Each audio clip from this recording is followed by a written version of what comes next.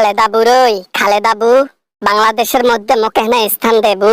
খালেদা বুড়োই, মোর এই শরীর নিয়ে কোন জায়গা যাবার পাবার ন, কোন দেশের মধ্যে মোর স্থান নাই। মোকে না জায়গা দে বাংলাদেশত বুবু। মানুষ ভুল একবার করে, দ্বিতীয়বার না। তোকে ভুল করছিলাম, আমি তোকে পাশে নিয়েছিলাম, তোকে আমি বোনের মতো ভাবছিলাম, কিন্তু পিছন মেরে দিছিস তুই আমার, উল্টো দিক থেকে ছুরি মারছিস তুই আমার। সেই ভুল আরো করবো আমি? তোর সাথে আগে যা করেছি সে কথাগুলো ভুলে যা, নতুন করে আমাদের সম্পর্ক গড়ব। আমি বাংলাদেশের মধ্যে আর কোনো পথ চাই না। হাসিনা এখন সাধারণ ব্যক্তি হয়ে থাকতে চায় বাংলাদেশে, একটু শুধু স্থানের জন্য তোর কাছে আসা। আমি কেন স্থান দেব? আমি কি দেশের প্রেসিডেন্ট যে আমি তোকে স্থান দেব? কখনোই না। স্থান নিতে গেলে জনগণের পারমিশন লাগবে। জনগণের কাছে যা, ওদেরকে পা ধর, ওদের কাছে মাপ নিয়ে বাংলাদেশে থাকতে পারলে থাক, আমার তো সমস্যা নাই। কেমনে বাংলাদেশের মানুষের কাছে যাব? কোন মুখে বাংলাদেশের মানুষের কাছে যাব? যতগুলো দিনে দুপুরে স্টুডেন্ট হত্যা করছি, স্টুডেন্টদের উপর গুলি চালানোর নির্দেশ দিছি, এই অপরাধগুলো ওরা মানতে পারবে? কখনোই না, আমাকে মেরেই ফেলবে। যেখানে জনগণ তোর প্রতি এত ক্ষিপ্ত, সেখানে আমি তোকে আশ্রয় দিয়ে বিপদ টেনে আনতে চাই না। দেখা যাবে তোর সাথে সাথে আমাকেও গণধুলাই খাইতে হইতেছে। অতএব তুই তোর মতো থাক, কোথায় থাকিস থাক, আমাকে আমার মতো থাকতে দে। পারলে বাংলাদেশে এসে আত্মসমর্পণ কর। যেগুলো অপরাধ করেছিস এগুলার শাস্তি হওয়া দরকার। তাড়াতাড়ি বাংলাদেশে আয়, সেটাও জেলের জন্য আসার জন্য। আমি মরে যাব, আমাকে প্রতিদিন রিমান্ডে নেবে, সেটা আমি সহ্য করতে পারবো না।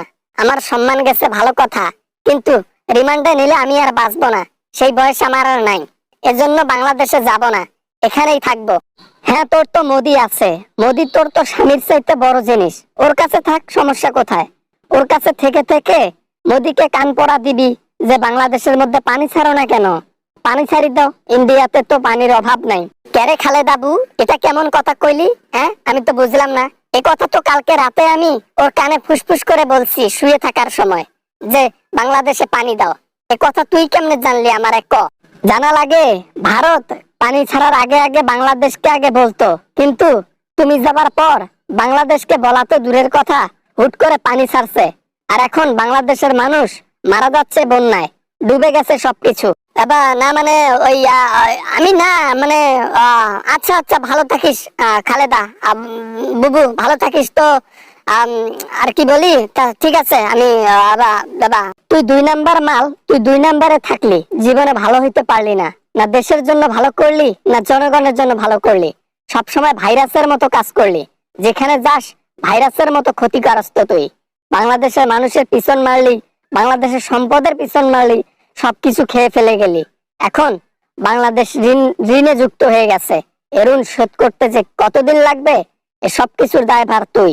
একদিন তোকে এটারও হিসাব দিতে হবে, মনে রাখবি। এখন তো আমি নাই, এখন তুই দেশ শাসন করিস। ঠিক আছে ঠিক আছে, আমি আর যাব না, থাক, আর গেলাম না। যে কথাগুলো লিক হয়েছে আমার ব্যাপারে, যেগুলো ষড়যন্ত্র চালাইছি, সবকিছুই লিক হয়ে গেছে। আমি আর বাঁচবো না মনে হয়, তাই বাংলাদেশে যাবো না।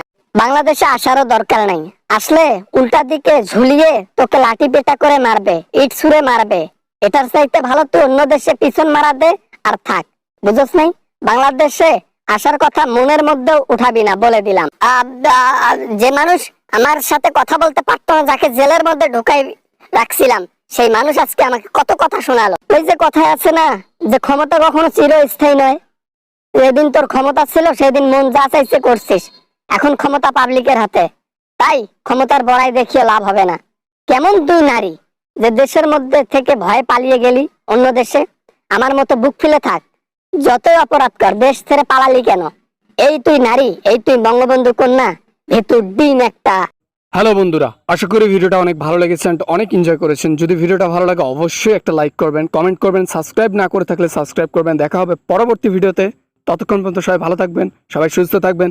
খোদা হাফেজ।